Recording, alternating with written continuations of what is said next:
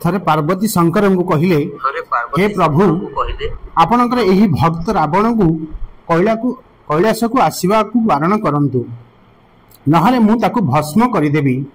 से जेतेबेले आसे मु बहुत आश्वस्ति अनुभव करे यह मते आदौ भल लगुनि आपण ताकू बुझाई दियंतु से कैलाश को न आसु।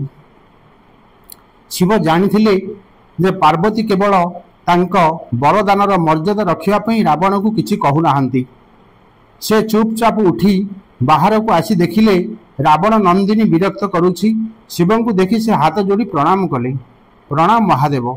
आस दशानन किपरि आसीबाकू हेला। दशानन कहिले मु तो केवल आपणक दर्शन पई आसीथिली महादेव। महादेव ताकू बुझाइबा पई आरंभ कले। देख रावण तुमर एठाकू आसीबा पार्वती को आद्य भल लागुनी तेणु तुम एठाकू आस नाही। महादेव यह आपण कौन कहउछंती आपण ही तो मते जे कोनसी समय आपणकर दर्शन पई कैलाश पर्वत को आसीबार वरदान देथिले आउ एबे आपण ही निजे वरदान को फेराई नेउछंती एपरि कथा नुहे रावण।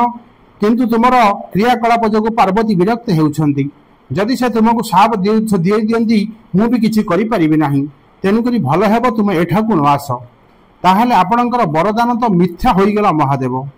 मु तुमको आज आउ एक वरदान देउछि तुमे जेबे भी मते स्मरण करिवो मु निजे तुम पाखकू आसी जिबी।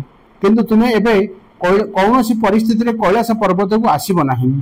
एबे तुमे एठाकू जाओ। पार्वती ऊपर बहुत रुष्ट अछंती। रावण सेठारु चली आसे पर जेतेबेले हनुमान रावणर स्वर्ण नगरी लंका को जाली पाउंस कर दियंती रावण किछि करि पारे नाही।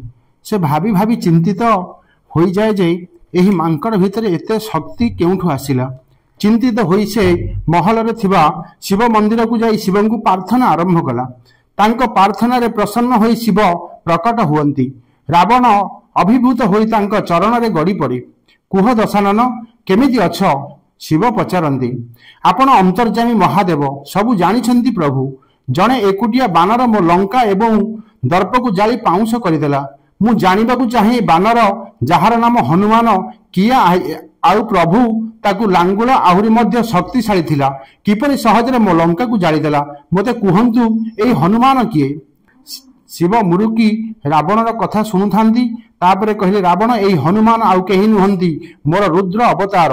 विष्णु जेतेबेले निष्पप हेबले से पृथ्वीर अवतार नेबे एवं माता लक्ष्मी मध्य साथी अवतरित हेबे। जेतेबेले मोर इच्छा हैला मु मध्य तांकु लीलारे साक्षी हेबी। जेतेबेले मु मोर एही निष्पत्ति पार्वती को जणाइली से जिद धरिथिले जे मध्य साथी रहिबे।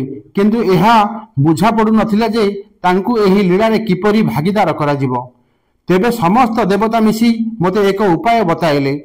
आपण बानर रूप धारण करंतु एवं शक्ति स्वरूप पार्वती देवी आपणकर लांगुल रूप रे साथी रहिबे। सेही अनुसारे मु हनुमान रूप रे जन्म नहीं रामंक सेवारे व्रत नेली एवं शक्ति रूप पार्वती लांगुल रूप रे मो सह रहिले। सेही सेवारे फल स्वरूप तुमर लंका दहन हैला। एबे सुन रावण तुमर उद्धार तो समय आसी जाइछि। श्रीरामंक हाथ रे तुमर उद्धार हेबो। मोर परामर्श जे तुमे युद्ध पई सबुठु शेष रे प्रस्तुत हुओ जहा फल रे तुमर समस्त राक्षस परिवार भगवान श्रीरामंक हाथ रे मोक्ष प्राप्त करिवे एवं तुमे समस्तंकर उद्धार हेबो। रावणर समस्त परिस्थितिर ज्ञान हैला एवं सही अनुसार से युद्ध को प्रस्तुति कला। निजर समस्त परिवारिक रामंक सम्मुख रे युद्ध पई प्रथमे पठाइला एवं सबुठारु शेष रे निजे मोक्ष प्राप्त हैला। रहुछि नमस्कार।